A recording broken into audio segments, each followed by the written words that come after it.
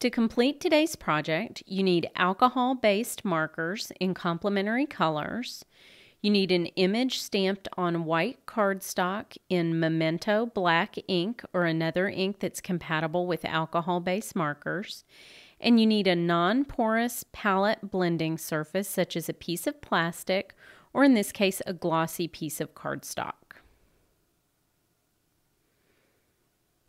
In this video, I'm going to demonstrate a very quick and easy blending technique for your alcohol-based markers, which uses a non-porous surface, in this case cardstock, as a palette to blend the alcohol-based markers with, instead of doing the traditional blending directly on the image itself. I chose this little image. He's one of the Creatures 2 monsters from the Doodle Factory because it has a nice large area for me to get this pretty gradient that you see here on his little belly. This technique I like to call palette blending. And what it does is it takes a non-porous surface, in this case my business card, but you can use a CD case or an acrylic stamp block or anything you'd like, and we're going to use it as a palette for our alcohol ink that comes out of our Copic marker. So what I'm doing is I'm just going to put down a good quantity of a dark color, in this case R27, just a good true red. And then I'm going to come back with an orange. This is YR04. And I'm going to use the brush tip of my marker to pick up some of the red ink off the palette. And I can hear you screaming from here because I know you're worried that I'm ruining my lovely orange Copic marker, but I can assure you I'm not. And what I'm going to do is first I'm just going to cover my whole little creature, and I don't care about going outside the lines because I'm going to cut this little fella out.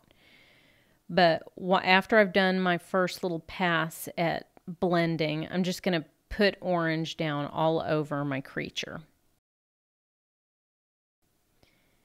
And then I'll come back and I'll do this same thing again. Pick up a little bit of the darker red and just flick in towards the center of the glorious little belly on this guy with the red on my marker.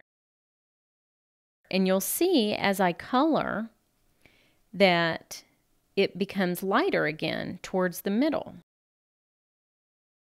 So I get this beautiful shading in one step.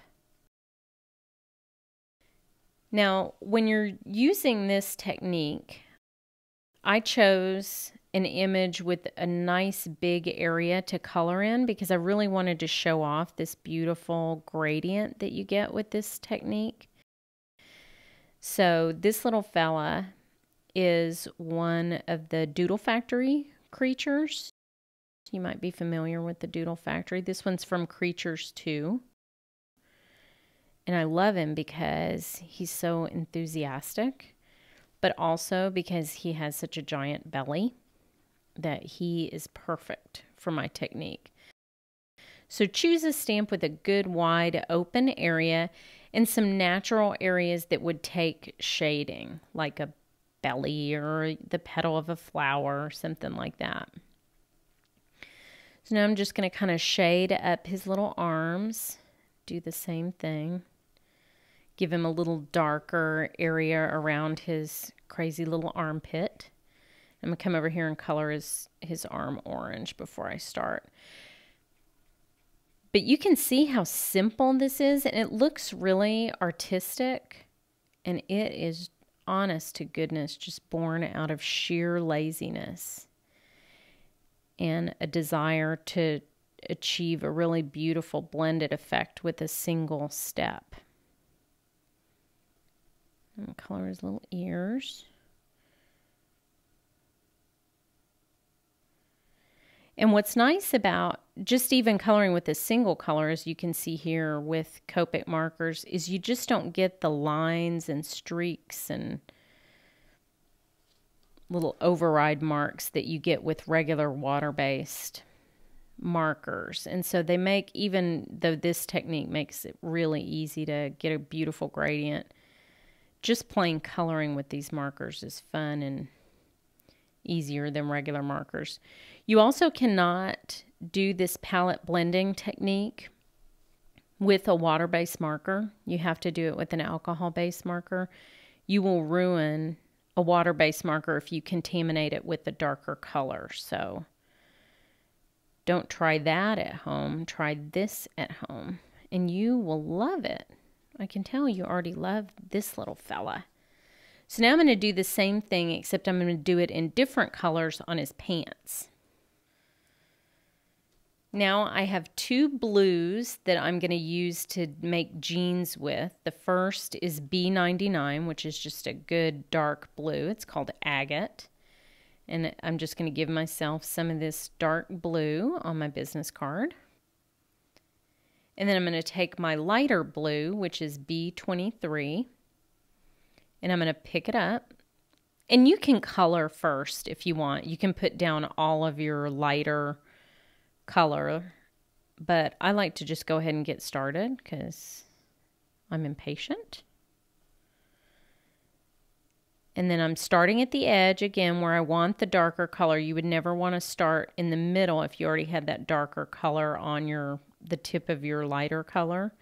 You'd want to start in those shaded areas. Just going to go around his little sassy buttons. And at the edges, I don't care because I'm cutting him out. So I'm going to scribble again. Which just gives you that pleasure of coloring like you did when you were a kid. Pick up the darker and come back. And the more you color with Copics, even if you're coloring with the same color, the more saturated that color will be. So even if I were just going over this with the same lighter color, that B23, I'd still get some shading at the edges. I wouldn't get this fun jeans look that I'm getting here. But I would definitely get some shadowing. They're just very easy to work with. Come down here, shade from the edge. You can even start outside of the line a little bit if you want to kind of work that dark color off of the edge of your brush. You could start out here, and then it would be even more subtle as you move into the image since you're cutting it out. That's good. And pick up a lot more of the blue and color the bottom of his feet. To finish his pants, I'm just going to fill in with my darker color of blue his belt and his buttons. I will be giving him some bling for the buttons, so I'm really just filling them in to give a background. And to finish his cute little hairdo, I'm going to come back with red. He's a redhead, which maybe that explains his spunk that he obviously has. Red nose, red insides of his ears.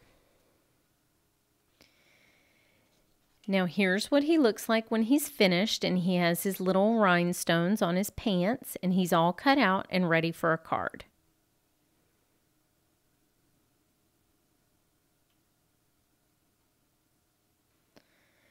Now we can make this little guy into a card. I've punched out with my little label punch a piece of basic gray, white pattern paper and stamped "Can You Dig It?" That's also Doodle Factory. And then I used my Tim Holtz styled labels die to cut out some basic gray pattern paper. This is also basic gray white from the same collection. And along the edge, I use the MFT Dynamics note paper die, which I absolutely love. Has a little perforation there. He seems studious, so I thought he needed note paper. And then this is some Webster's Pages trim, which is just fun and funky enough for my little creature. So first, I'm just going to put a little bit of adhesive on my white piece of note paper. And I'm going to attach that to the edge. I have my creature. And then I have some really fun fabric trim with these little dealy boppers hanging off of them. And I've just stuck them along my glue dots to get some adhesive.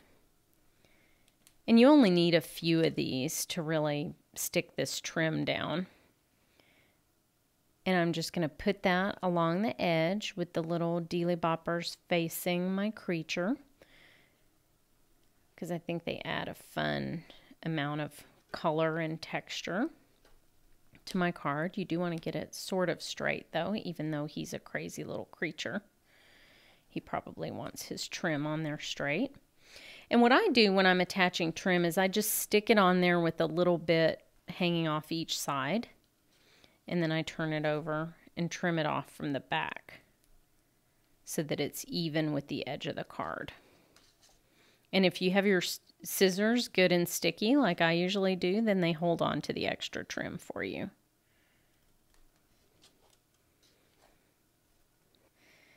Now I thought that Can You Dig It was perfect for my little hipster creature. So I'm just going to put a little adhesive on him and have him kind of proclaiming from the side of the card. So here you have your beautifully shaded, funky little monster in a great setting on this Can You Dig It card. And you saw the world in a darkest shade of blue. Oh,